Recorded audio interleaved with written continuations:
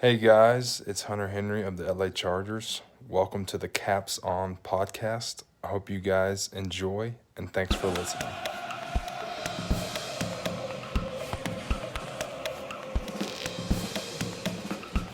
Welcome to the capsON podcast, coming to you from the capital, with your hosts Nick Tobias, Tyler Blumenstick, and Michael Britton.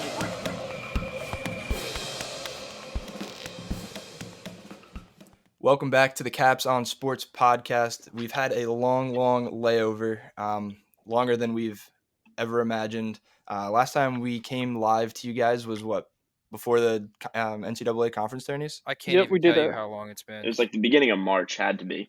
We were rearing It's up been a for while. baseball season, March Madness, and now that's all distant memory. Now I'm sitting on my couch watching reruns on SNY of the Mets. I'm playing a lot of Call of Duty. You can always only watch so much of old sports games. They keep running them over and over and over and over again. Yeah, I gotta Like, give, yeah, they put up different ones, but but it's good though. I gotta you wanna give, watch I what's gotta going give on. the NFL props for, at least doing what they can to keep this NFL draft happening because we need it. I mean, I've been doing my research the past couple of days, and it's been nice to kind of get my head back into sports, current sports, not past sports. So I got to tip my cap off to the NFL for getting this right. Yeah, I mean, we still don't know what exactly is going to happen. Like, yes, obviously it's going to be remote. I mean, we're Giants fans, so we hear all the news about how Dave Gettleman isn't so tech savvy. But there was a tweet today that I saw that Dave Gettleman had to go to his son's graduation of some sort, Yeah, in like 2014. 5 years ago, 2014. 2014, and he used Skype, so he's good. Yeah. He's going to have it under control. So at least Big he knows moves. that. Yeah, he'll still end up messing it up some way, knowing Dave Gettleman. Yeah, so it's going to be weird going forward. Like, a lot of teams are also saying how this is impacting their draft process. It's cutting it short because they haven't been able to get out and do pro days, interviews, meet with people for maybe about the last month and a half. So, but I was listening on WFAN, and they were saying how it could be the complete opposite because you could overthink. Like, with that extra month and a half, you can overthink a pick, and somebody can catch your eye, and you can jump out, and you can be like, hey, I love this guy. This guy put in hustle because I saw him live at his pro day, but he could be a bust. And like, so the thing is with the draft, you just never know. Yeah, They're I mean, working go ahead. They're working with limited information here. One of the big things here is like player health and stuff like that. If a guy missed an entire season or missed part of a season, and you can't get him in to see your doctors, Tua. you're not going. Yeah, like Tua. Tua obviously had some very, prominent injuries throughout his college career. And the rumor now is that he's sliding down draft boards, off some draft boards. It's just because you can't get him in to see your doctor. So you're going off what he says, what somebody else says, and you have no information of your own. So that's for a team and guys, It drafting definitely for is jobs, adding a basically. whole nother facet to this whole drafting process. I mean, now it's a Mhm. whole bunch of, like you're saying, intangible stuff that you're not even gonna be able to meet with half these guys. I mean, we've heard the reports that the Bengals are calling Burrow once a week just to get him on the phone. I mean, it's ridiculous. He wants to be a winner, man. He wants to be a winner on a losing organization. I don't understand that, but Yeah, that team is not ready to even put up an 8-8 season. So I don't know what he thinks is going to happen. I mean, look, I'm not saying he's an unrealistic guy. I'm sure he knows exactly what he's stepping into, but no, but it's still good for him though because he's such a clear cut number one overall draft pick in this aspect that he doesn't have to worry. But it's like the guys like we were saying with Tua and Herbert, like those are the guys that need to do a little extra to stand out, and it's tough because I mean Tua with his injury history, Herbert supposedly has the brain, but you can't really pick his brain over Skype like you can face to face. So that's true. it'll And be even interesting. breaking down tapes, like obvious, like the teams like to get guys in, throw up their own tape up on the screen and walk them through plays where they've made mistakes. And like say you're throwing a curl route to a receiver on the outside and the safety comes under and jumps it, or the corner comes under and jumps it. But like obviously you didn't see him in a blind spot or something. They'll ask you, be like, hey, Like, is this something we can work on, or is this Yeah. you? Is this what we're getting? And Yeah, like, you can't really do that with a guy like as effectively as you would like. exactly, like that one-on-one, that coach on player interaction is so important because that's how you know if you can mold, a person to be who you want them to be. Like I know, um, I'm a big fan of Jordan Love, and I know Jordan Love he's a project. I mean, you buy him, you draft him to stash him away for a couple years to have him learn and figure it out, but it's going to be tough to figure out what his strengths and weaknesses are if you can't physically see the guy. It's true. Yeah. I mean, it's all speculation, and like everybody that does mock drafts only pretty much goes based off of talent and your skill on the football field. But everybody knows when you're drafting a guy, you're drafting the guy. You're not just drafting the player. So a lot of teams take that into consideration, and that's what you really have to look at. All right. I mean, I think we can get into the draft. I Yeah. know we're slowly posting Mano's mock draft on our Instagram, pick by pick by pick. I think the first two picks are pretty set in stone between um, the Bengals picking Joe Burrow and then the Skins going next and taking Chase Young. Um, I mean, I Yeah, think it was Chase. it was Go ahead. I've been doing these mock drafts for like a couple of years now, just to kind of like watch guys that are coming into the league and just kind of get my own, kind of baseline knowledge and try and, improve my own, scouting of these guys. And this is one of the harder ones that I've ever done. Like there's a lot of depth talent in this draft. I don't know if there's a lot of like top end talent. Even Burrow is Hmm.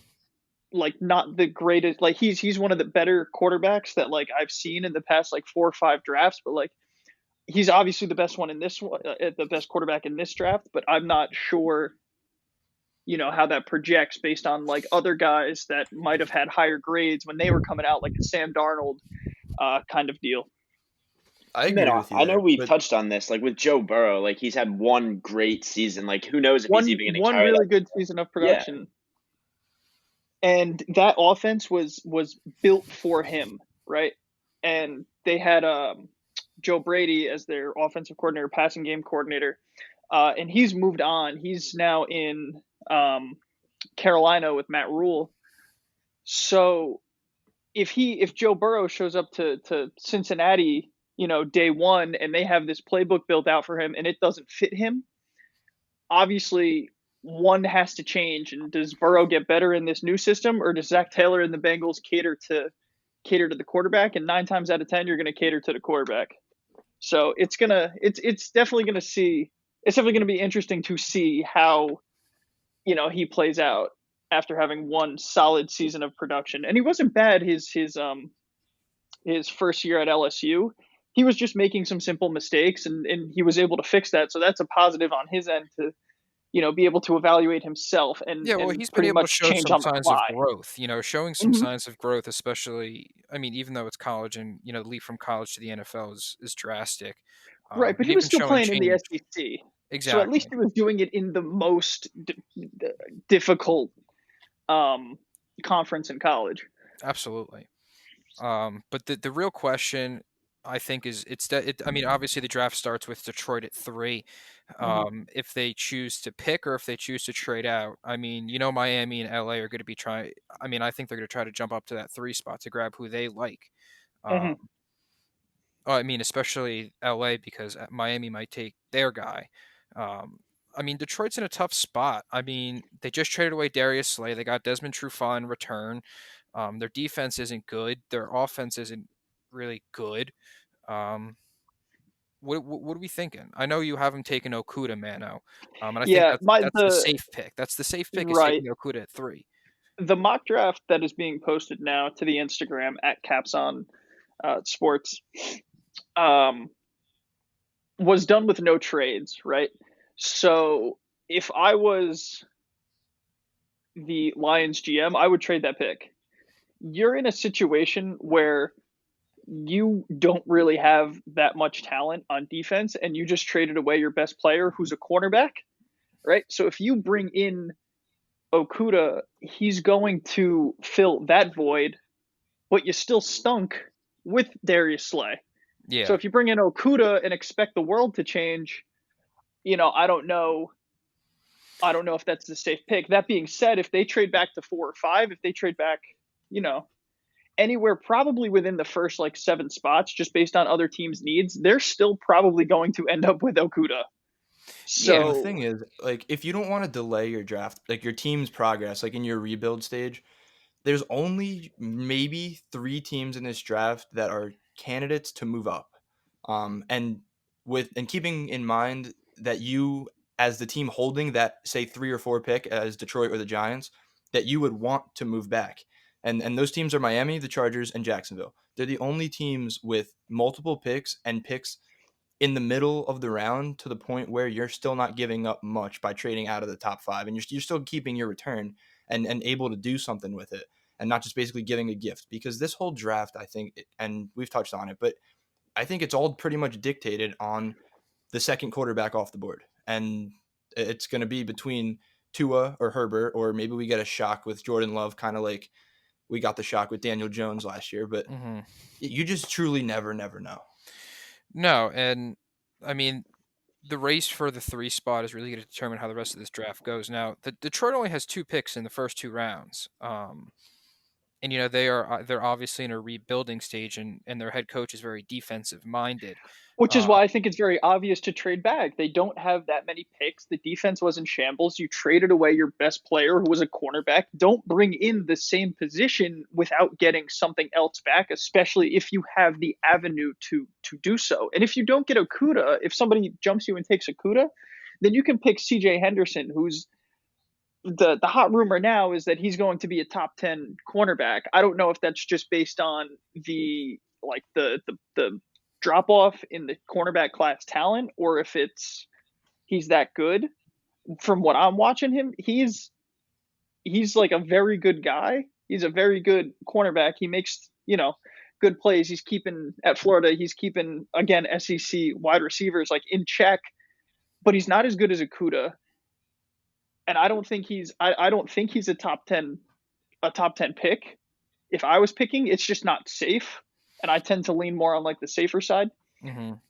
Well, especially if you're going top 10, you're taking somebody that you're not taking a risk on, whether you need it or not. You want to be certain. Mm-hmm. Because the capital for those picks is so high, especially like we could talk about Detroit at 3. I mean, that 3 pick is so valuable, especially with the amount of talent at the well, maybe not the amount of talent, but the talent at the quarterback position, and the teams that need a quarterback. Miami, the Chargers. You can even see Jacksonville maybe taking a quarterback. I mean, the Steelers. I heard there's no way that the Patriots are going to come away from draft day without taking a quarterback. So, I mean, Colts. Did you mention Green Bay? I didn't even mention Green Bay. I know Green Bay is looking for. There's a whole bunch of candidates that are trying to get quarterbacks in this draft. And if you're thinking defense, why not trade back? You trade the 3 pick, you get 2 first rounders for. Who would say no? Why would you say no? It's just. Look, if I'm Miami, I'm like. I'm the only issue I have with my current draft situation, just assessing it from a high level, is the fact that Detroit and the Giants are ahead of you, and you don't really know what they're taking. But if they say Miami had the 3rd pick or even the 4th pick, and they were fine with Tua or Herbert, they would be in the most prime position. But the fact that they really need a quarterback, and they can possibly get jumped if they don't put their foot on the gas and really go after that 3rd pick, then their draft, they could totally bust this draft. You can get 2 good guys at the end of the round, but absolutely, if you're still in the same quarterback situation after you're not going to get your you're not going to get your quarterback in the future. Capital.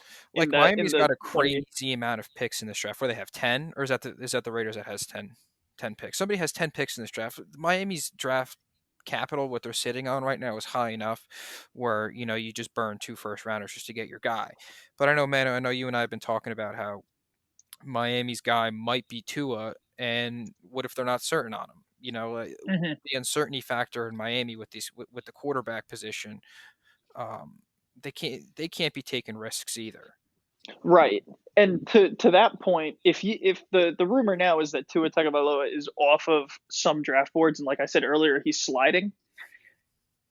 If Miami is one of those teams, right? and you don't want to pick Tua because his injury history, and you don't know what you're going to get in him because you haven't seen him like up close because of all that's going on right now. And obviously, a global pandemic wasn't in anybody's draft plans. But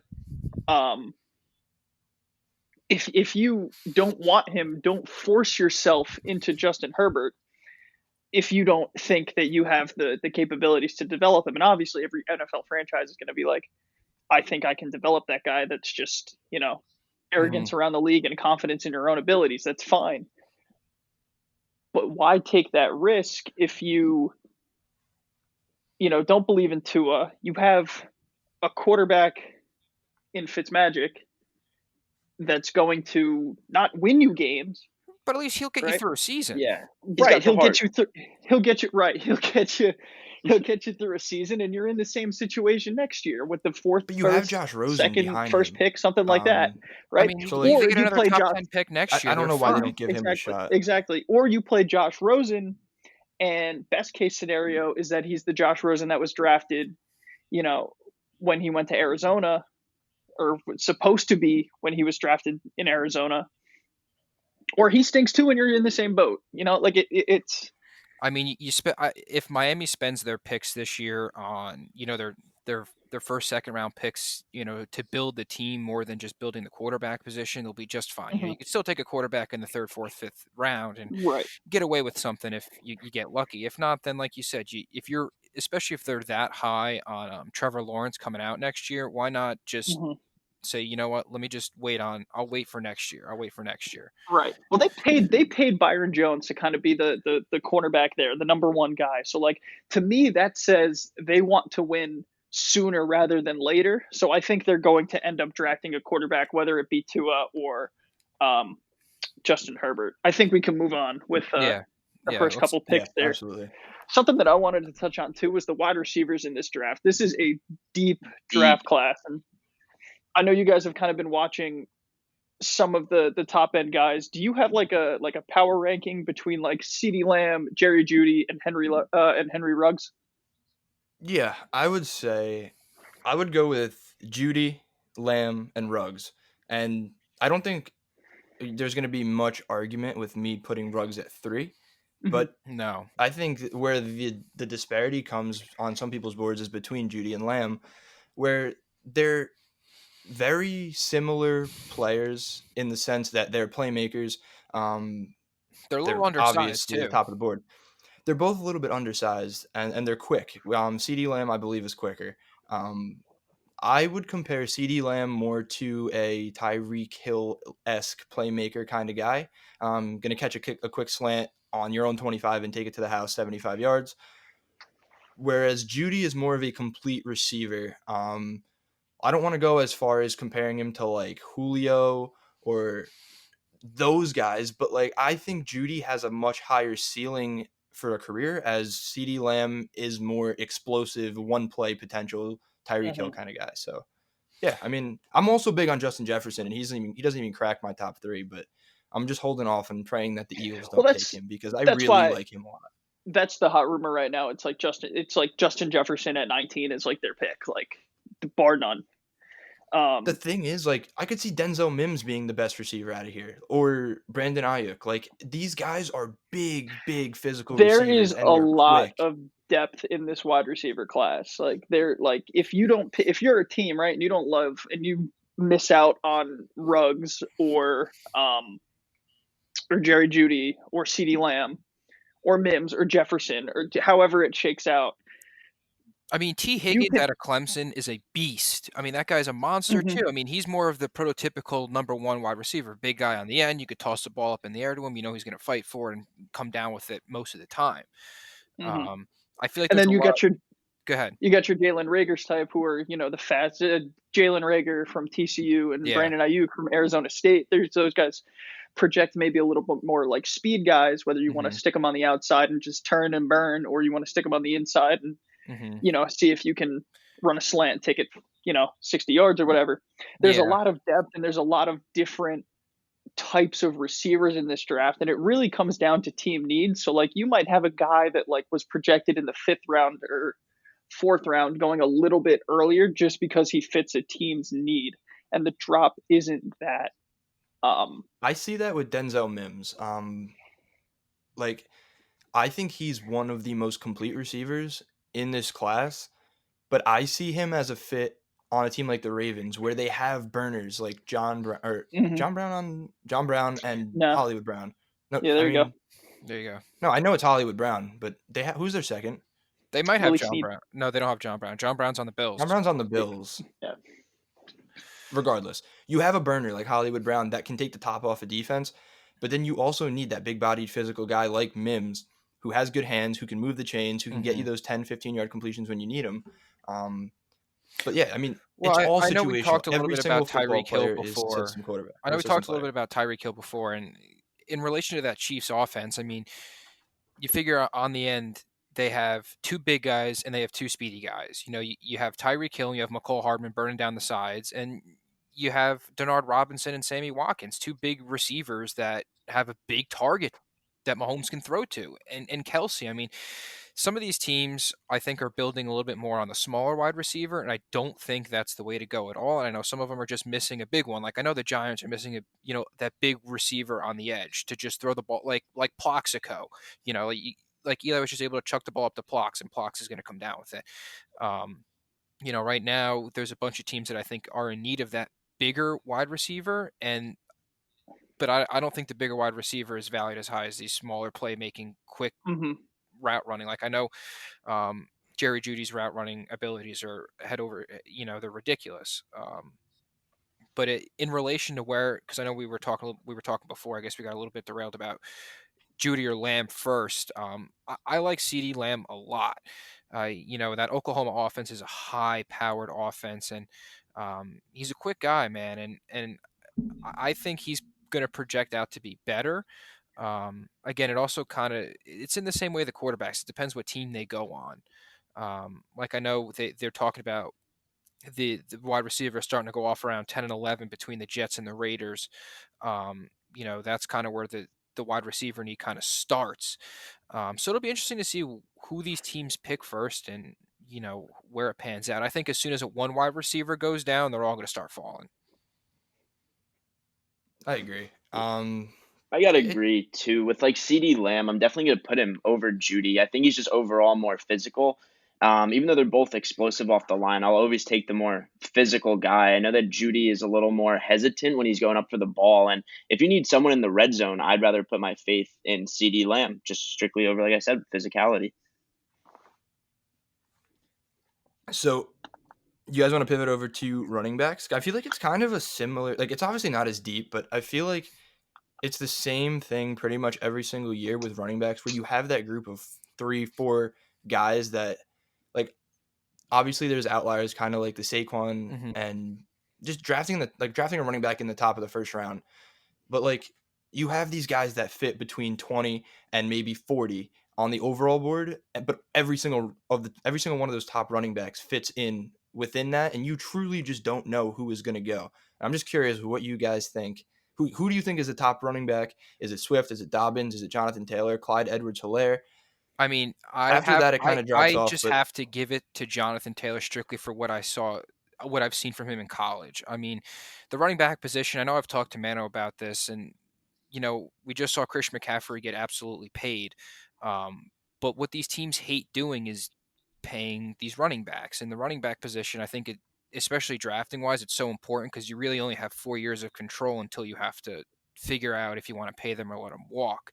I know Mano and I were talking about how Shermer wasted 2 years of Saquon's abilities, and now the Giants are going to have to pay up for him. I mean, it's not really paying up for him because he's Saquon, but Jonathan Taylor and what he's been able to do. I mean, that Wisconsin offense is really nothing.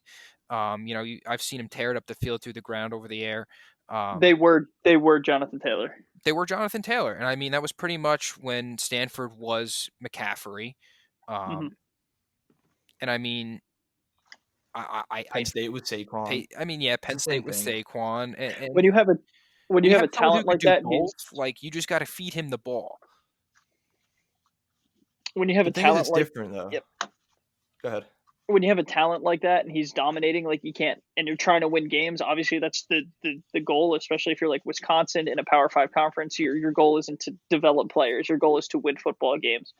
He was asked to run the ball a lot, and that's kind of his red flag. First is the usage. the trade the not the trade off the Look the for word is downsides. It's tread for on the downsides. tire. Yeah. Tread on the tires is the saying. He was asked to run the ball a lot, and with that he fumbled a lot. But if you look at how many times he ran the ball versus how many times he fumbled, like it makes sense. Mm-hmm.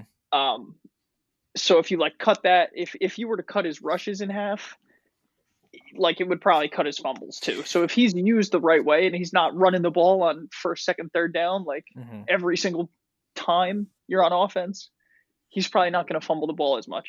Yeah, He's also and going to with get running burnt out backs, running there's that much in the NFL. yeah, exactly. He's not yeah. I going mean, to he's take gonna that. those defensive linemen in the That's NFL are so different. much bigger and stronger too. I mean, you have 4 big guys instead of really just one strong guy, in the middle of the field. But the only person that I can't really look over DeAndre Swift at Georgia because Georgia's been pumping out running backs the past 3-4 years with Gurley, with Sony Michel, Nick Chubb. Yes, with Nick Chubb. I mean, that's 3 straight running backs, and I know Swift was in the mix too last year at Georgia when one of their running backs went down. Swift would come in and fill in like unreal. And I know he stayed another year strictly so he could, be a top running back in the draft this year. And I mean, he's explosive. The thing with Georgia is I do not like Jake Fromm. I don't think Jake Fromm is that talented. I don't think he's going to really make an NFL roster. He's going to be a backup. He's smart though. He's career backup. Yeah, well, he's yeah, smart, though. Career backup, and maybe that's probably the best job in the world to have because you don't get bumped and you still get paid for it. Alex Moran. Yeah, I mean, I can't look over DeAndre Swift, and even Zach Moss at Utah. He puts his head down and he steamrolls down the middle of the field. I was watching a little bit of his tape. He's got good vision between the tackles, and he also knows how to bounce it out too. So I think Zach Moss would be a solid pick too. Nick, you hit my number 1 in DeAndre Swift, and you hit my sleeper in Zach Moss. So I got nothing else to say there. Sorry, kid. Didn't mean to do that to you. No, it's okay. It's okay. It's just the nature of this running back class, where there's I think every running back has a trait that is like excelling above everybody else, but they lack in some other areas. There's no complete guy like a McCaffrey, like an Elliott, like a Barkley.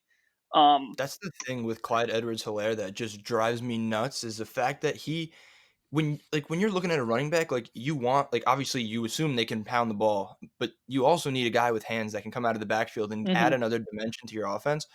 And Clyde Edwards-Helaire has that down. He is probably one of the best pass catching running backs. I mean, with Jonathan Taylor out of this class, but running the ball is like, yeah, he's good. No, like don't get me wrong, but there's nothing special about it. That's the thing. It's like he's a very, very dynamic player, but when you hand him the ball, you're not going to get the same as you're going to get when you give it to Taylor or DeAndre Swift. So, and I'm not really mentioning J.K. Dobbins much, only because I'm not very high on him. No, I'm not either. We just didn't really see much. It was the Justin Fields show last year, and Dobbins kind of took the back seat, and you're going to rank him at number 2 just based off upside. Like, yes, he had a great year, but when you're looking at taking a first-round running back, I don't think Dobbins falls into this. No, and I mean, running back's one of those positions too where you don't have to take a top 10 guy to strike gold. Like you could easily wait. I mean, if it's a need, then yeah, I mean, you can't really wait, but you have no problem waiting until the 3rd, 4th round to take a running back. Maybe not to throw right in there in the starting role, but to at least have develop and figure out, grow into his body, build some muscle mass, and then start figuring it out. So that's the one thing with running back. I hate drafting running backs, especially so high in the first round. I mean, I don't really see any running backs going in the first round this year. But again, like we've said, unless it's like a generational talent, like a McCaffrey, like a Saquon, then obviously you spend the pick for it. But I mean, this running back class isn't anything crazy. I think you should look at the model that the 49ers kind of do, like a scheme, scheme the run game, like zone running. Well, what they did last year was crazy. Crazy. You can't look me in the eye and tell me Raheem Mostert is like a top 5 running back, but it doesn't matter because they have built a team around not him, but that he has a team around him that is able to get him 5-6 yards, and a scheme that is able to get him 5-6 yards consistently. And really anybody with some sort of, running back talent can get 5-6 yards. The thing with that backfield though last year is that every single one of those running backs, whether it was Jerick McKinnon, whether it was Matt Breida or Raheem Mostert, every single one of them can catch the ball out of the backfield. And you can put me behind an offensive line, and if there's a hole there, I'll be able to get you 3 yards until I get to that second level. But it's those guys that you can swing out and you can throw to that really, really, really can change an offense. You have to be dynamic. Yeah, You you gotta really be able think to we open can do it up. that, Stick? Say it again. You really think you could do that? All right, if there's I'm not saying I'm getting past the linebacker, but I can get through an open hole. I'm not going to fucking jump over air. Listen, this went on off air, but Stick said he could tackle Derrick Henry. All right, moving on. I want to touch on the offensive line prospects in Oh here. my God. Specifically the Love it. tackle position. Right in the trenches. You have guys the guard lineup here is very, very thin, but when you look at tackles and you look at centers, there are a lot of viable options to just retool your line. Starting at tackle with Jedrick Wills Jr. from Alabama, Andrew Thomas, Tristan Wirfs, and Mekhi Becton, whose drug test was flagged. I don't know if we have results on that yet, do we? I don't think it matters. I don't think it matters, especially either, with the new CBA. It doesn't matter. I don't think teams care much about that anymore as they used to. Yeah, I mean, maybe just a tiny minor flag, but if it's a recurring issue, then sure. Yeah, I don't have. I'm gonna be quick here, Stick. I don't really have much to talk about with the offensive line. I haven't really done too much research about it because, I mean, it's not a flashy position, and to be honest with you, I guess I really don't care too much. I just hope you pick the right one. But if you're gonna pick a lineman, top 10, top 15 even, if you're gonna pick a lineman, you need to be so sure that he's going to be that guy for the next 5-10 years at least. Like I know, especially with the Giants and at 4 Eric and even before Flowers. with the Giants when they took Eric Flowers and how big of a bust that was. I mean, obviously that's extreme, and sometimes you hit the nail on the head like the Colts did with Quentin Nelson. I mean, he's a beast and he's not leaving the league for a while. My thing with the lineman is you just have to be so sure. So I just have to pray to God that the front office does their homework and is so sure with the offensive lineman that they pick them. That's all I have in regards to linemen. Do you guys think Gettleman takes Isaiah Simmons or like an offensive lineman? What do you think? It's looking like it's going towards offensive lineman. Oh but my God, I'm going to pull out my hair. I'm going to pull out my hair if he takes a lineman. I personally, I was also listening to the radio again this morning. I do it often. And on WFAN, they're talking about how when you go, kind of like what you were saying, Nick, when you go and you reach for an offensive lineman early in the first round, you need to be sure that it's like Quentin Nelson, like something like that, like a guy that is just an absolutely huge freak of nature. He knows how to play the position, and he just absolutely pancakes people. Mm-hmm. You can't, because if you miss on an offensive lineman, kind of like you mentioned with Flowers, you can't use them in other ways. You miss on a cornerback, you miss on a safety, you miss on a linebacker, and they're quick and they're athletic and they have God-given talent. Like they're not going to kill you. They're not going to get you. They're not going to murder a team like when we had Eric Flowers at the left tackle and he was terrible. Eli got pummeled. We had no running game. That just completely takes out a whole facet of the game. And like you said, with like a cornerback or a safety or anybody on the defensive end, you can at least sub him in and out, get him some rest, get him some time. You can use him on special teams. You can turn a guy into a huge special teamer. Like there are guys making careers right now just specializing in special teams, blocking punts, punt returning. Right, and that's obviously worst case scenario. A guy like Slater in New England, and that guy is in the NFL strictly because he's a special teamer. Yeah, but you don't want to use your 4th overall pick on that. You probably don't want to use any pick on that. I'm saying, like, if you're gonna go for a guy and you don't know that he for sure is that beast offensive lineman that you're drafting him for, if you happen to do that and you reach for a guy on the defensive side of the ball, it's not like you just have Eric Flowers sitting in your system and you can't use Eric Flowers any other place other than tackle. You can take a cornerback and a safety and you can put him on special teams, and you can actually use him as one of those spots because you're still paying that guy for 4 years. You're paying him his signing bonus and his top of the first round salary. But like, yeah, it sucks, and you're not drafting a guy for the what if he becomes a special teamer, but you can use guys in different ways and show their upside in many different ways when you're not taking an offensive lineman. Mm-hmm. So, I mean, look, not a huge thing. But Listen, it's just my thing with the Giants at 4, and you have such a high pick at 4. If they keep it, which I think it would be smart for them to trade back, get a couple other picks with the 4 spot, maybe take advantage of that draft position, and like we said, the value at all the other positions throughout the draft board. If the Giants do stick at 4, you need to go for the talent. You have to go for the talent. You have to go for the for sure thing, and that is Isaiah Simmons. The Giants need an edge rush.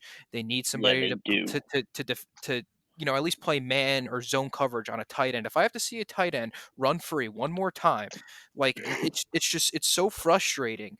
And if you're gonna have that high of a pick, you need to pick the talent. The talent's there. I mean, the top 5, you should be picking talent. You shouldn't really be picking fit. I mean, fit obviously plays a part into it. It's not like the Giants don't need a linebacker, but the talent is there. I mean, his coverage is ridiculous. He could blitz. Like, come on.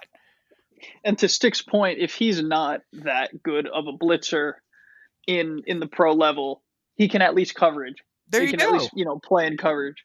And if he's not as good in coverage in the pros as he was in college, like, you can still use him in other ways. That position's versatile. Like, you miss on one aspect, you can use him, like you're saying, in different facets of the scheme. If you draft an offensive lineman and he can't block, then what are you going to do with him?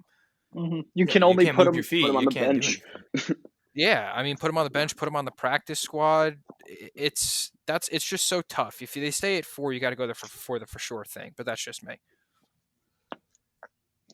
All right, and moving on to center. I mean, the top center is Cesar Ruiz out of Michigan, and I was putting together the captions for our Instagram series of a mock draft.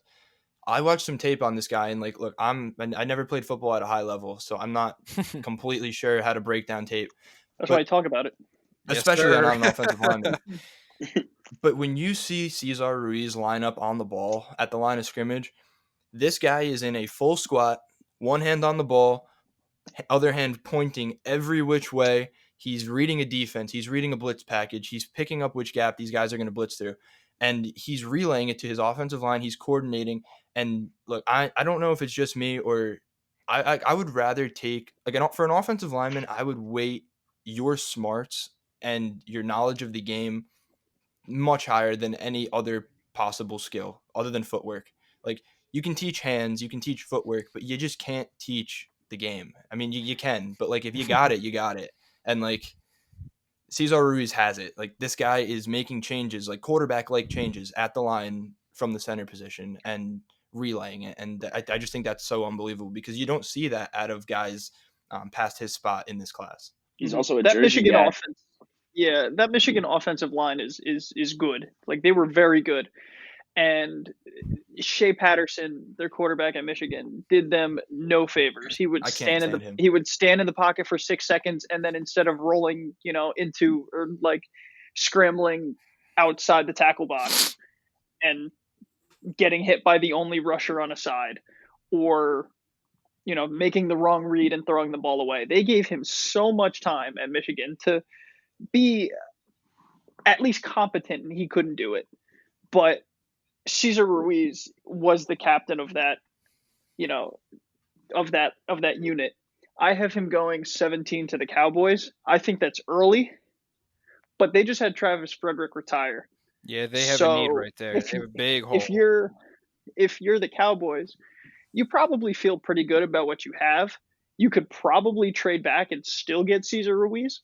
But if you want to guarantee that you're going to get that guy, just take him at 17. If you're comfortable with everything else you have, and everything that they've put on the field has been underwhelming. But if we're talking about just the Cowboys, it's got to be safety or center. One or the other. Yeah, I don't think they go any other direction. Right, I agree. And if you trade back from 17, you're going to pick up additional assets, and you can probably pick both in late first and the second round. Yeah, completely agreed. But like after that, you have Cushenberry from LSU, you have Tyler Biadasz from Wisconsin, but and Matt Hennessy from Temple, Ismail from San Diego State. But past that, like just a bunch of big offensive linemen. I mean, there's really like you just gotta hit. That's it. You Like really do, and you like gotta hit. you There's see that nothing more to it. you can get value, especially at the offensive line position, not just from these big schools, but from the small schools. I mean, you see the Giants pounce on Will Hernandez, and I couldn't even tell you what school he went to: Louisiana Tech, He went Texas, to UTEP, I UTEP. think. There you go. Wait, like the thing with that is there's a bunch of big guys out there blocking, and I'm not saying it's not a tough position to play because, I mean, I know I couldn't hit 300-pound defensive linemen repeatedly for 3 hours, whatever. But when you take an offensive lineman in the first round, he needs to be such a sure thing, a freak of not a freak of nature, but just he's got to be good. I mean, he's got to be good, and you got to be sure. And I like how you were talking about with Ruiz and pointing out defensive coverages and stuff like that. Because especially at the center position, you need. I mean, the center is like the quarterback of the offensive line. I mean, you need someone who knows what's going to be going on, someone who's calling stuff out every play, someone who's got the confidence. So especially with that center position, you really got to be sure. And he's Yeah, dense. because He's like 319 pounds. Woof! he is. Oh my god! Large man. You want a sleeper offensive lineman? Let's hear it. Shane Lemieux from Oregon. The dude is a monster. He is a big man, and he is great in run blocking. Can't really pass block, but he's got the physical ability to kind of learn that. He was getting better as the season went on in Oregon. He got better as his career went on. He's more of a project. He's more of like a big dude that you hope can mold, but I think he can play, and based off what I've been watching from him, he's probably going to be a 5th or 6th round guy. But if you want to take a big guy at 5 and 6 and see what you have in the 5th and 6th round and see what you can do with him and see if you can mold him into a certain type of guy, I think you can take that risk. He's got great power. He can run block at a high level. He can't really pass block, like I said. But if you can push guys around, that's at least a step. That's at least a first. That's at least a first bit of trait to go off. What'd you say his name was? Shane Lemieux. Shane Lemieux. There you go. You heard it first from Oregon. The next great center in the NFL, right there. All right, so I kind of want to pivot over to the defensive end and the linebackers, or defensive line and linebackers. And starting off with this question, Chase Young was the talk of the town for how long? It had to have been months and months and months on end. And once LSU started really making noise and going, it was more the Joe Burrow show. In terms of the number one pick, Burrow's kind of a no-brainer. But even though Chase Young is still slotted in at 2 on pretty much every single draft board, he has not been talked about. I haven't seen much tape on ESPN just rolling in the background. I have my TV on all the time, and just like every time I look up, it's just Burrow, Tua, Herbert, quarterback talk, wide receivers, like who's top 1. But Chase Young is still this guy, and I'm just curious whether that's because he's pretty much locked in at number 2 to the Redskins, and there's no sense talking about him, or is there something missing? Like, is he not everything that he was all talked up to be before Burrow kind of emerged as that number 1 pick? I mean, to be honest, I don't know. I mean, I think it's more so that he's just locked in. I mean, he was locked in as the number 1 overall pick until Joe Burrow decided to just go, bananas. So I think it just calmed down just because he's going to the Redskins. No one really wants to talk about the Redskins. Edge rusher isn't a flashy position where you can show highlights on ESPN all the time, right? If you think of like when was the last time you saw constant defensive end plays on ESPN? Yeah, I mean, you don't see it often, but like the thing is, like you see like guys that are explosive, like Chasen from LSU. I think AJ Epinesa is possibly the best defensive end behind Chase Young in this draft, and I think he has the potential to have an unbelievable career. I see him more as like a JJ Watt kind of guy, but I don't know. It's just like defensive end is weird. Like you do have a point there. Like you only really do get to the quarterback a certain amount of times, and if you get there 3-4 times a game, you had a good game. So like, yeah, I mean you do have a point there, but still, like it's just weird. He's just really quiet, even on Twitter. Like I don't know. You don't. It's see a because lot he's of been Chase he's Young been talk he's been in anymore. the other point is he's been in the public eye the entire time, right? He's been locked in at number 2. You saw what you're going to see from him, and he's there, right? The last time That's you true. really saw a defensive line, consistently on SportsCenter was Jadeveon Clowney coming out of South Carolina when he popped off the Michigan's when he running back's helmet. Yeah, When he steamrolled him.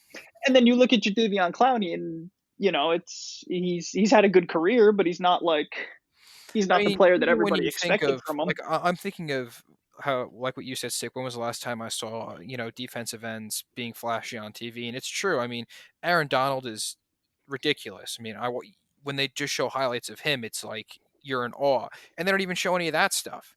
So But you that's look at a probably guy why. like I mean, the the media is Bosa's always hyped and, around like, the skill Nick position Bosa players. is all The game's over. obviously been Like that guy is been everywhere. Like shaping into where's more of an Chase Young offensive relative game, to helping out the Nick Bosa? receivers, the passing game, and stuff like that. So obviously that's what the league is going to benefit on. So that's probably why I think he's going a little quieter. I mean, he's still a freak athlete. I mean, he's the best player in the draft. Absolutely, he's the absolute sure thing. Absolutely.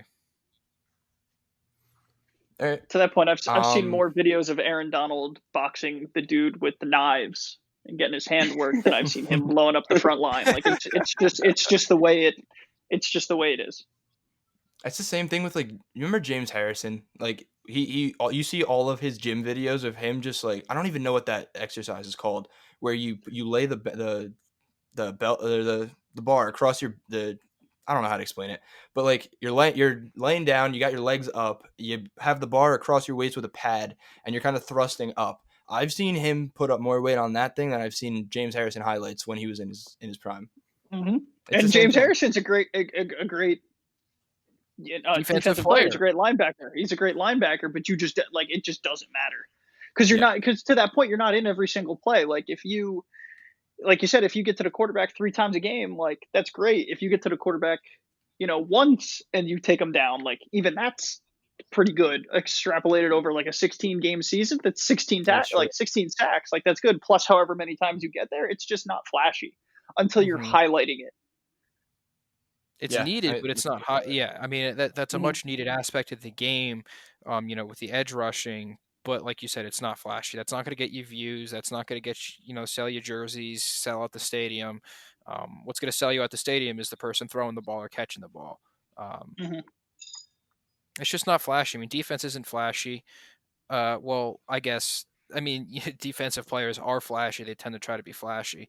But like I've been watching ESPN all day, and they've been airing Peyton's places, and he was talking with Ray Lewis before, and they were showing Ray Lewis highlights, and I don't remember seeing half those highlights that Ray Lewis was just demolishing people and eating them up and smacking these guys into the ground, and I don't remember seeing any of those highlights, when he was playing, because that wasn't the important part of the game. I mean, the important part was, the touchdowns. Completely agreed. All right, so I want to touch on the linebackers quick. Then we can move into the draft day odds offered right now on sportsbooks, because I know betting on sports is extremely hard at the moment unless you want to go overseas on some third world country league that nobody really follows and kind of take a shot in the dark. Russian ping pong, man. And Romanian. Yeah, it's electric, dude. You don't know until you have. I hear FanDuel's doing darts now too. You can gamble on darts if you really have an itch. You could always I don't even know how darts work. All right, so anyway, let's get into inside linebackers. There's really only 2 projected in the first round, and it's Patrick Queen out of LSU and Kenneth Murray out of Oklahoma. I mean, if you want to consider Simmons a linebacker as opposed to an edge rusher, then fine. But I mean, he's more just kind of a versatile utility defense, kind of do it all linebacker. I put him as defense in my mock. Defense, literally, because you can put him anywhere. Because that's what He's a that I killer. mean. That's his words too. He was asked on the interview stand at the combine, "What position do you play?" And he just looked at the dude and just said, "Defense." So I'll take his word for it. Yeah, I mean, Yeah, it look, and I seems like like that out of defense him. is becoming more of a positionless positionless, not sport, but aspect of the game. I mean, besides for the line and the D tackles, going nose to nose with the offensive lineman, Mm-hmm. everybody else, I mean, you need versatile players who can cover, who can tackle, who have the speed. You need intelligence. I mean, I feel like it's Mm-hmm. becoming more of a positionless aspect of the game. Right, because to that point, if you have player A and player A is phenomenal at getting to the pass rush off the line, like from the linebacker spot, off the edge or through one of the gaps. Great. If you're a quarterback, you're looking over your offensive line, you point at that dude and you're like, oh crap, he's gonna come at me. Block that guy. If you Mhm. got player B that's only dropping back into coverage and covering tight ends and stuff like that, you're going to do the same thing where you're under center and you're like, there's that guy, tight end, do something else. Let's audible out of it. And you can get that guy, in a different, situation. So you have to be versatile in the linebacker spot. And these line Absolutely. there's more than just Isaiah Simmons. Just Isaiah Simmons does it the best. It's true. And I mean, Zach Bond out of Wisconsin is probably the other person there that I would throw in that first round category, with Queen and Murray out of the linebackers. But I think Queen, aside from when you're talking strictly inside linebackers, I think Queen is the most complete linebacker. Oh, I've seen a lot of projections where they're saying that Murray is that guy. He's like a 4 or 5 linebacker. Has the ability to blitz. He's more of a pressure kind of guy, where Queen has that head on his shoulders, where his play recognition is his thing. That's where he's off the charts, where he can fill a gap and meet a running back at the line of scrimmage like it's nobody's business. He's unbelievably quick. Him and Chasen really made that LSU defense what it was, pressure wise, last year, and just let that secondary and Grant Delpit just kind of roam and do what they had to do. So yeah, I mean, look, I don't know. So I'm just curious what you guys think. I mean, I haven't really done too much research, especially in the linebacking, with the linebacking position. I can tell you that I have watched, like I said, I watched minimal tape, but I do like Shaquille Quarterman out of Miami. Miami, their defense came alive this year after Miami's kind of been down the past 3-4 years as a school. He held down the defensive end, or the defensive position. He was anchoring him down in the middle. Like you said, he's a good. You need somebody out there to call the plays and to kind of direct the defense and to do what they're supposed to do. I mean, to relay the information to the quarterback of the defense. And that's just so important, especially at the linebacking position, because that's usually, who directs the defense around. So I think Quarterman's going to be a little bit of a sleeper. I don't know where he's going to go in the draft. I mean, the linebacking position does seem a little bit deep. Not saying that the talent's there, just saying it is a deeper position. Maybe late 2, early 3, something like that. I'm not too concerned about Mm-hmm. that. I'm with you. I'm with you on Patrick Queen and Kenneth Murray after Isaiah Simmons. Those are obviously that next tier. Both are very good. Patrick Queen is like you said, Stick. His ability to read the play, even in passing, passing downs, running downs, he can read that offense and make a play, and that's something that translates over to the next level. Your ability to see what is going on and at least have a plan of attack within your scheme. The problem there is he doesn't have that kind of he's not like a thumper, right? He's not going to hit you and knock you out, right? He's going to struggle a little He'll bit on stand you tackles. up. He's not going to knock you back. Yeah. He'll stand you up, but he's not going to knock you back. Mm-hmm. And that's pretty much it. I worry he's going to, have problems tackling some of the, better running backs in this league.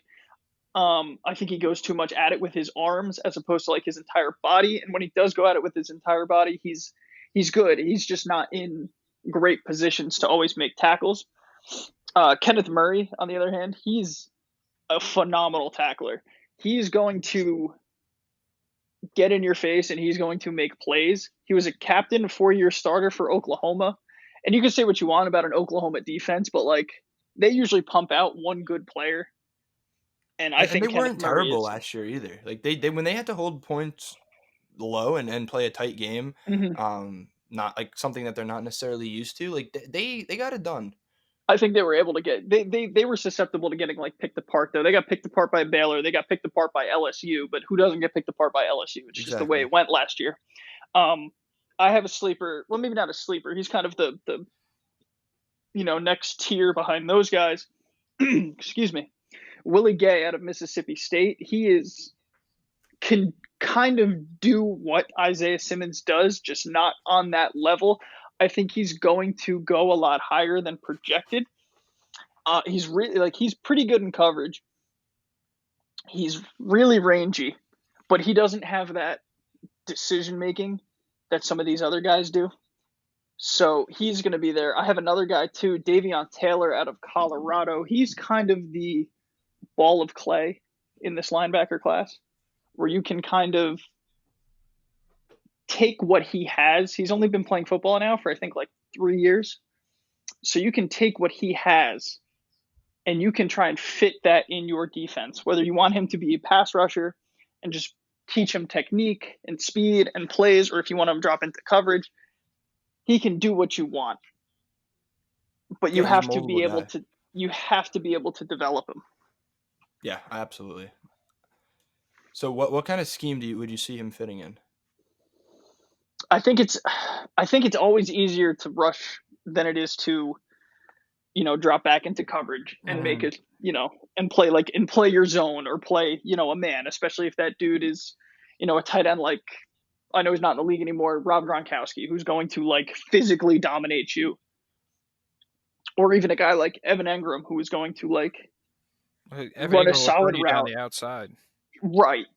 So I think for him, at least getting started, I think it's going to be rushing. I have to, and I know, Stick, you said before about how we aren't professionals. We didn't play football at a high level at all. But when I played, I remember I was a linebacker when I was playing back for the Boys and Girls Club. And the hardest thing ever was recognizing whether or not to drop back into coverage and then actually getting into that coverage and making that play. And I mean, I was only now times 12 that by years old. 1,000. Exactly. I was only 10, 12 years old and I couldn't figure it out. And I can only imagine how it is with grown men who've been doing this their whole life. It's really not an easy thing to do. So it's tough. You really get to find someone like Simmons who's just so head over heels above everybody in his skill set and what he can do is so important and it's so valuable. All right, I want to move on to the draft day odds. We're closing in on an hour here. I'm thinking of running through this, and then we'll all just give our picks. We'll go circle around and close this out and call it a show. All right, team to draft Tua Tagovailoa. We have Miami. I'm gonna keep the relevant ones in here, not the other ones, unless somebody has a write-in ballot. But we'll go Miami at plus 100, Chargers at plus 170. And let's go with Detroit at plus 750 and the Raiders at plus 750. I mean, I think Jacksonville plus 900. I mean, I don't see him trading up for it, but there could be value in that. If he falls, if the rumor of him actually falling is legitimate, and he's there, why not? Mm-hmm. You have a new quarterback coach in Ben McAdoo. Ben McAdoo was say what you want about him as the Giants coach and quarterback coach and offensive coordinator, or the offensive coordinator and the head coach for his 3-year spell, or 2.5 years, whatever you want to call it. He's widely praised for being instrumental in the development of Aaron Rodgers. Whether it's, just because he was in the position and Aaron Rodgers turned out to be good and it's just coincidence, whatever, but he's going to get the credit for that. And if they think that he can do it with Gardner Minshew, then so be it. If Tua falls to him and you have a dude that you believe in that can develop him, fantastic. I think the best bet here, though, is Miami. I'm not buying he's fallen off draft boards, especially Miami's. I think they need a quarterback. I think they're set up to take Tua. Yeah. Yep. Yeah. At plus 100, at least you're making money. I agree. Mike? Yeah, I agree. I think Herbert goes to the Chargers too, so that's why I think Tua takes Miami. Miami takes Tua. And the next one I guess we'll bring up is the team to be drafted first. Tua minus 136 or Justin Herbert plus 108. I'm huge on Herbert. I think Herbert's going to get drafted before Tua. I would take Herbert plus 108. Absolutely. I agree. I like I the agree with value that. there. I love that. I'm very close to actually putting money on it. I mean, I guess why not? There's really nothing to bet on anymore, so I'll probably end up throwing some money on the Herbert before Tua, and that's pretty much strictly based on Tua sliding down boards. We talked a little bit before about Miami and how if they're unsure about the whole health history, why bother taking the risk and just take a shot next year? So I'm banking on that. I'm going to take Herbert plus 108. Now we don't have this on our prep sheet. We have Herbert versus Love. Herbert at minus 950 and plus 560 for Love. But I mean, I feel like if we're all taking Herbert above Tua, then this is kind of it's whatever. But I don't have the odds for it, but I think this is going to be interesting to go over. On the off chance that Jordan Love does get taken high in the first round, does he go before Tua? No. I don't think Herbert. I mean, I don't think Love goes before Tua. I think Love's that guy who's going to slide a little bit in the draft. I could see maybe a team panic drafting and taking him towards the end of the first round. I do think he's an early second round pick. I think he's somebody that you do have to develop. I mean, he's been compared to, especially in his build, he's been compared to Patrick Mahomes with the large frame, the playmaking ability, the arm, but the talent just obviously isn't at the same level that Mahomes' talent level's at. So I know if you take Love, you got to be able, you got to be in for a project, and I don't think he goes before. I don't think Jordan Love goes before Herbert. Gotcha. Okay. I mean, yeah, look, Love is that project like we've mentioned. It's just like he makes mistakes. He led the nation in interceptions last year. Interceptions, and this guy is a first round possible talent. Like it doesn't like athleticism. He's a first round talent, but as a complete quarterback, so I think you pin him in the second round, and that's where you got to take that chance, just like you said. So I mean, for what it's worth, like ESPN does the draft grades, or not the draft grades, the grades for every draft player, um, and they have Jordan Love, his grade's a 90 and Herbert's an 89. If that's worth anything, I mean, not really. It's absolutely look, worth going back to nothing. we've said it a million times in this past hour, but you just never know. You You just never literally never know. know. No, I mean, That's it. I like Love in the long term. I think he's going to be a great quarterback in the league. Um, I think he'll get on if he goes to the right team, he's going to excel. And I do, like I said, I do love Jordan Love. I think he's gonna have a great career ahead of him. I just don't see him going before Justin Herbert. Yeah, no, I agree. And you don't see him going before Um, Tua either, right? That's where it depends how far Tua slides. I don't think Tua slides. The thing is, Tua's not going to slide out of the first round. There's no way that Tua slides out of the first round, and I don't think Jordan Love's going to jump up high enough into the first round where he's going to surpass Tua. So I don't think so. all right, well, let me pose it as this in terms of odds. If we got Herbert minus 950 and Love plus 560 against each other, say you had Tua minus 300 and Jordan Love plus 250, what would you take? I would still probably take Tua. Tua? All right. I think Tua's a I'm just safe trying to get bet. a sense. No, I know. I think Tua's a safe bet. Yeah. I mean, he's sliding, and I mean, whether the reports are true or not, I don't think he slides past. Let me look. Let me look at the board. I think the Dolphins are still going to take him. I really think they Yeah. are. Yeah, I mean, Miami's According got to 3 behind first-round Fitzmagic picks. There's year. no way that he falls far enough in the first round where Jordan Love gets picked before him. Unless Jordan Love's that guy. I mean, unless some team looks at Jordan Love and they say, "Listen, that's my guy, and I'm going to get him in the first round. I don't want him going anywhere else." Like kind of how the Giants took Daniel Jones at 8 instead of 16, because Gettleman was so sure on him. Like if that's how a team feels, and that's how a team feels. But from my personal standpoint, I don't really see Jordan Love going in the first round. I don't think he should. I know ESPN's mock has him going to the Raiders at 19, but I do think that's a little bit too high. If Gruden doesn't like Derek, or is it Derek Carr? David It is Carr? Yes, Derek Derek Carr. Carr. Derek Well, Carr. Derek I Carr. I hate Derek There's Carr. both of them, but it drives me nuts.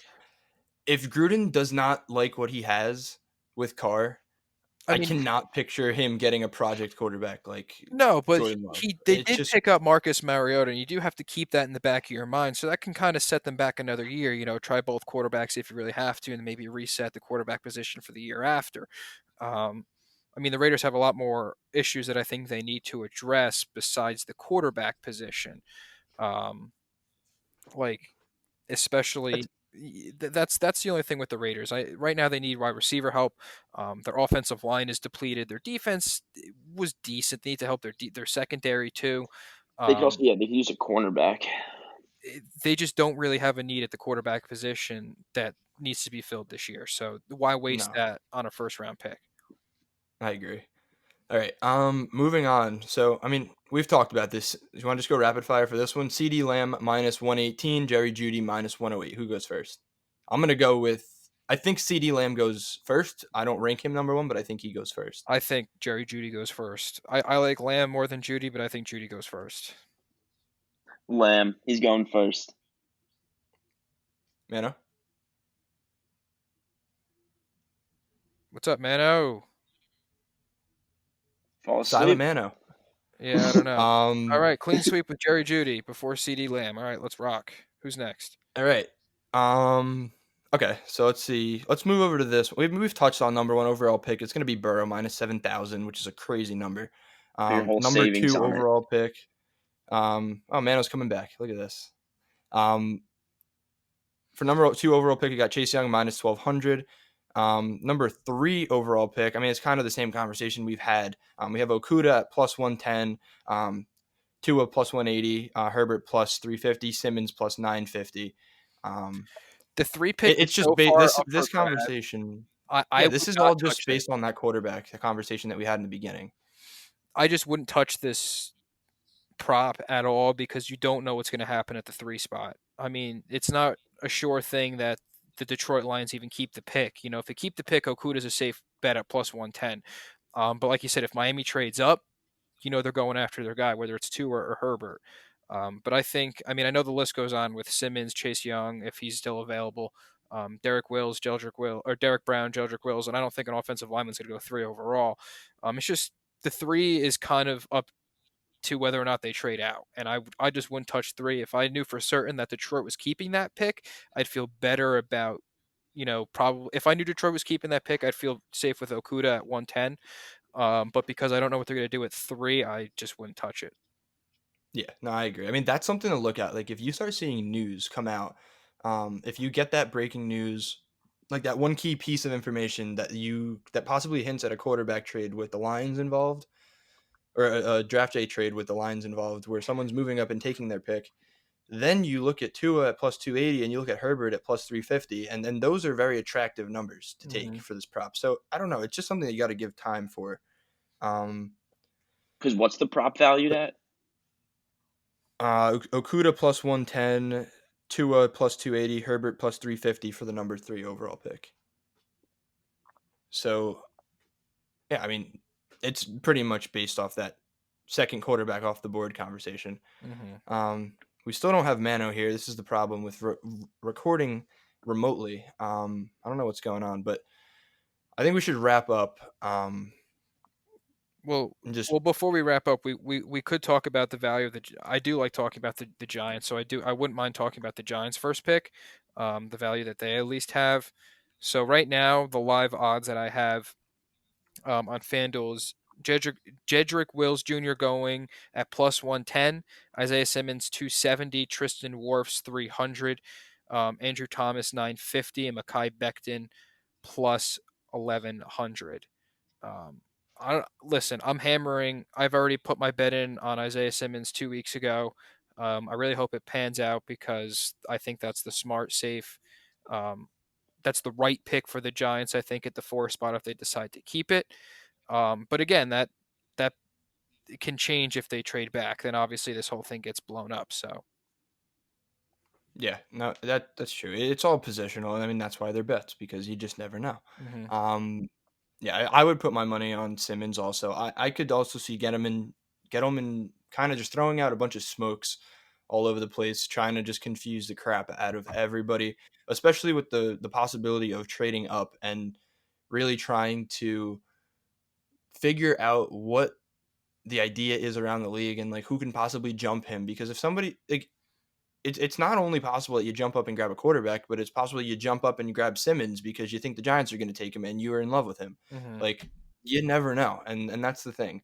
So yeah, I would put my money on Simmons there. Mike, No, yeah, I agree. I have a bet in on Simmons as well, so I'm hoping that hits, and I think it is the smart idea. yeah, I don't know if it's necessarily the smart bet, but it's definitely the hopeful pick for us Giants fans. So we're gonna roll with that. Simmons at plus 250. You want to touch on the Jets' first pick also? We got CeeDee Lamb at plus 350, Jerry Jeudy plus 350, Andrew Thomas plus 500, Jedrick Wills plus 600, Henry Ruggs at plus 700, and Becton at plus 750. So it's pretty much between offensive line and wide receiver for the Jets and offensive line and a linebacker or an interior defensive lineman for the Giants. So yeah, I'm going to go with CeeDee Lamb for the Jets. I think they don't let him pass, and I think he gets there. I I agree. I He's gonna fill the C.J. Anderson role. Robbie Anderson? Robbie Robbie Anderson. Anderson, Um, not the I running mean, back. you think about it, they're probably gonna have their pick at wide receiver, who they like the best, whether it's CeeDee Lamb, whether it's Jerry Jeudy, whether it's Henry Ruggs. Um, Cleveland's ahead of them, Jacksonville's ahead of them, Arizona's ahead of them, and Carolina's ahead of them.